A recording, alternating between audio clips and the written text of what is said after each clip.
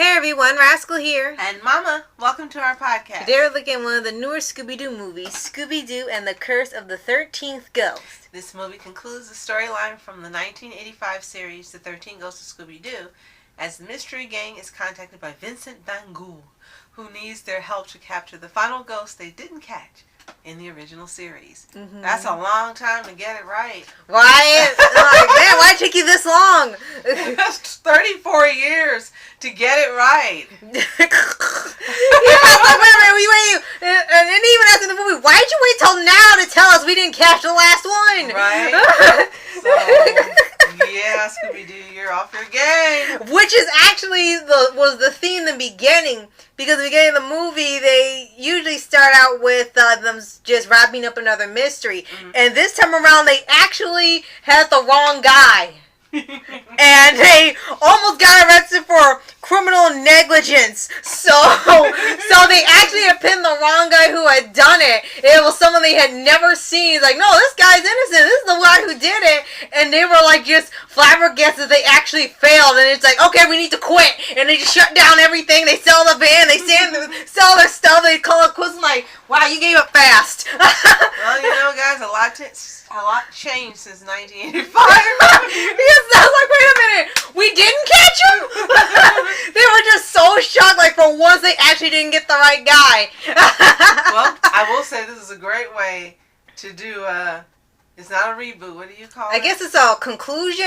No, kind of like they call it something else. It's not a revival, would it? Or would it be a revival? To me, it's a revival. It's 34 years old, and they catch the last ghost they didn't catch. Right. So yeah, it's a revival because they finished a story that's that darn old. Yeah, it's a revival. But this is a great way to reboot, revive a series that everyone had forgotten about. Right, and it was no longer relevant. Right. And bring it back and make it relevant. Right, it's like, oh, you know what? We didn't finish this story. You want to do a movie? Okay.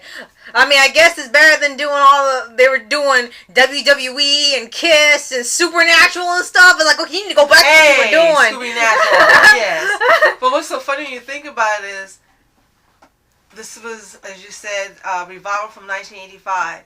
So that means most of the people who saw this when they were kids knew who Vincent Price was. Right. But now anyone watching it who's under the age of 20, unless an adult has told them, will be like, Vincent Van Ghoul, what's that? Who is he parodying? And won't have an idea at all who Vincent Price is. Right. Yeah, that was the only issue you kind of had. Right. The last time he was in Scooby-Doo, besides the original series, was the Mystery Incorporated series, where they kept in where they changed the character a bit to where he was an actor in the horror movies and didn't have any powers. Right. So they're probably going to be a little confused in seeing that version where he's normal, and then they're going back to the original version where he actually has powers. And then another thing, it's been so long that Flim Flam is now an adult and gone straight. Yeah, they're like, oh man, he's back. I go, it was weird because in the other show he got like 25 to life. I'm like, well, I guess this is a better outcome for you. Yeah. And they even made a one-off joke and said, hey, what happened to that other little dog you had with you? And a few of them didn't know who they were talking about because they weren't around. And then the other brother was like, Yeah, you know. Him. Yeah, they said, well, the other little dog was either like, yeah, no one knows who he is. That was so funny. They didn't want to answer, like, we don't know.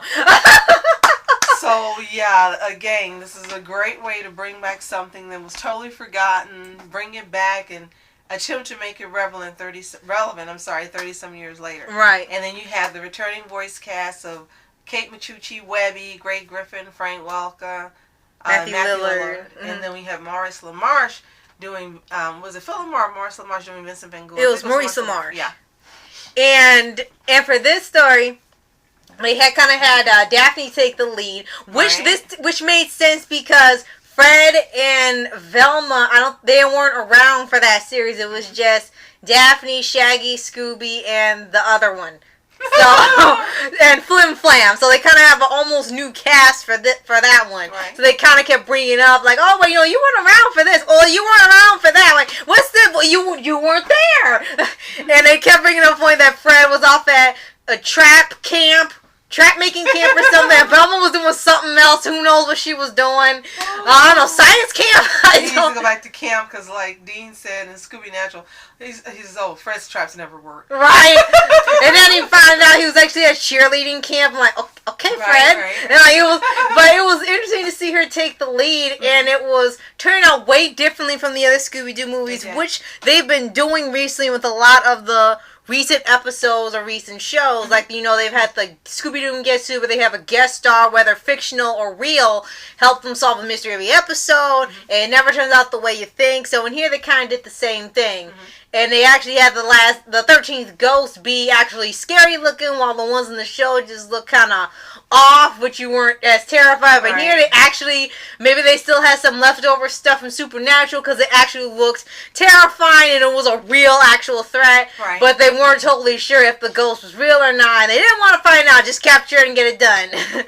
So, if you have rented this from rented this from Redbox, or if you've purchased this and watched this, let us know what you think in the comments below. We really can't talk a lot about it because we'll give some spoilers. This is really, really new and very current. But by the time you see this, it will be a year later. We won't be giving any spoilers. So. And what we can mention, the animation was really good. We did enjoy the music that was featured. Lots of great comedy bits, and shout outs to the 13th Ghost series, and even include the first 2 episodes of the show on the DVD when you rent it, to be able to see how it started off, if you haven't seen the whole series or if you need a refresher. Well, it's always great seeing Scooby-Doo. Just want to add that by the time you see this, it'll have been a sequel to Scooby-Doo Return to Zombie Island. That actually would have come out by the time this broadcast was aired, and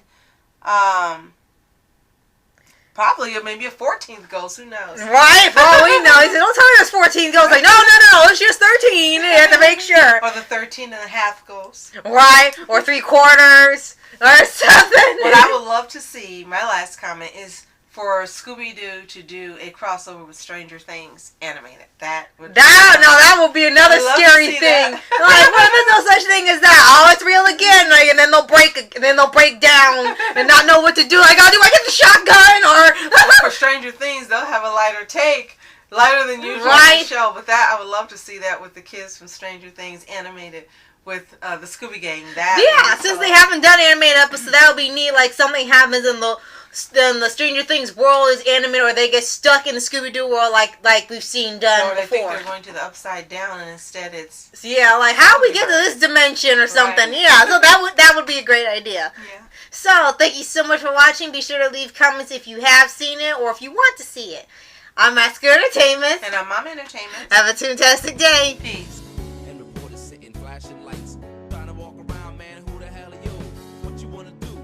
It's on you. Man, it's on you. Hit her in my dreams. She was my queen. A castle in the mountaintops, rivers and streams. Plucking sunlight from the sky.